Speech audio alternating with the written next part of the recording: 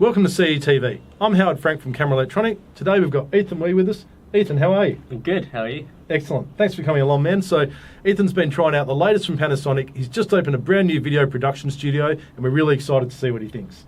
Yeah. So you've been shooting a GH5 for a few years now. Yeah.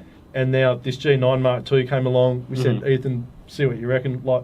Tell us, what's the big improvements? I loved it. It feels like a massive improvement in every possible way from the GH5. Yep. From its low light to its autofocus. Because those are the main issues I've had over the last 3 years using it. So let's talk about the autofocus a bit. I know they're quoting all sorts of fancy things, face detect and face detection and you know, focusing on insects and animals and motorbikes and everything. Where have you used it as a videographer? So I primarily use manual focus if I'm behind the camera. But when I was testing it out, I didn't have anyone else available, so I was shooting a lot of myself, which the autofocus came in massively handy, because I could set it, hit record, walk away, and it would still pick up my face wherever I needed to be. And so it was just continuously tracking while you were doing it and working well for video as well? Yeah, which is kind of what the GH5 was lacking in. I couldn't really do that. I need to kind of set it myself. And I know you showed me a couple of little clips that you did low light in the studio, and no problems with the autofocus in those light conditions? It was a little tricky, but it's still a massive upgrade from the GH5. Yeah. And what sort of ISO settings were you using? Not high. I usually I'm a big fan of low ISO. Yeah. So I kept it below like 400 usually. And it was still good in low light? Yeah. And still picking up the autofocus? Yeah. That's amazing. So what lenses were you using? I primarily used this 12 to 60. Yep. Because the 100 to 400 was a bit too much for my capabilities. And I know you're normally using a 12 to 35. Of course, being video, you love that shallow depth of field. Yeah. Was this still enough? It was alright. I am a massive fan though of like a 1.4. Yeah. So I'd prefer like a shallow lens, but it's still the capabilities this had was great. So do you see much application for a lens like the new 100 to 400 for video work? Yeah, for sure. It would mainly depend on what you were shooting. Like if I'm shooting something super stylized or a short over like a corporate video, for sure. Yeah, definitely. Whereas the corporate videos, you're normally that 12 to 35 or 12 to 60. It's the right spot. Yeah, for sure.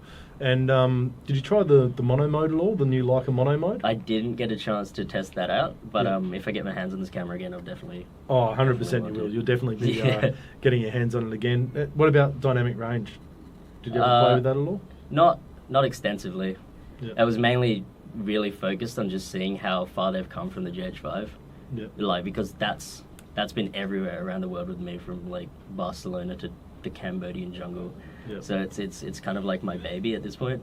So I really wanted to see how far they've come with it. Yeah, and how'd that hold up with the weather sealing and those sort of conditions and things like that? Yeah, it was great. It was fine. No issues. I've never had it serviced. Never had any issues with it. Never even a sensor clean or anything?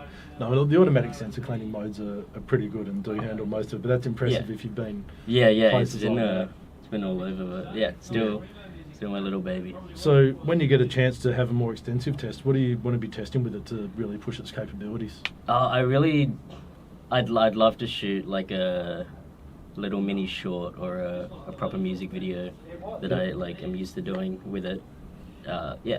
Just see how it goes with different lighting and all that. That'd be awesome. Just a local Perth band or something more exciting? Few artists, Cloud District. Well, that'd be cool. So we need to make that happen soon, and then check out Camera Electronic. Yeah, absolutely. Ethan, I know you were testing out with some low light. They say that this camera's got 13 stops of dynamic range, which I find unbelievable. Yeah. What were the details like in your highlight and low light areas? They were surprisingly well. Much better than what I'm used to. Yeah. I did this one shot where I was standing in the doorway, purely backlit, dark everywhere else, and it was very little noise. You showed me that one the other day on your phone, and even just looking at it on your phone, like on a little sort of rubbish screen, that was actually pretty amazing. It's crazy what they're able to do with this. What sort of details did you see in the shadow areas? Oh, so in the shadow areas, it still caught some stands and furniture that I have in my office, which was surprising because it was, to my eye, it was basically pitch black. And I only caught it in editing, which is like blew my mind how you could even capture that. Yeah, awesome. So the other good thing with this is $32.99, which is a pretty good price for, sure. All these features packed into such a small little unit, which is awesome, and so portable, with the IBIS as well, and available from late November, so we're really excited. Awesome. Cool, well, thanks for joining us today, Ethan. Pleasure to have you along, and we'll see you again soon. Thanks for watching CETV today. Don't forget, sign up on our YouTube channel, Camera Electronic channel, like and subscribe and follow us, and we'll see you again soon. Thanks.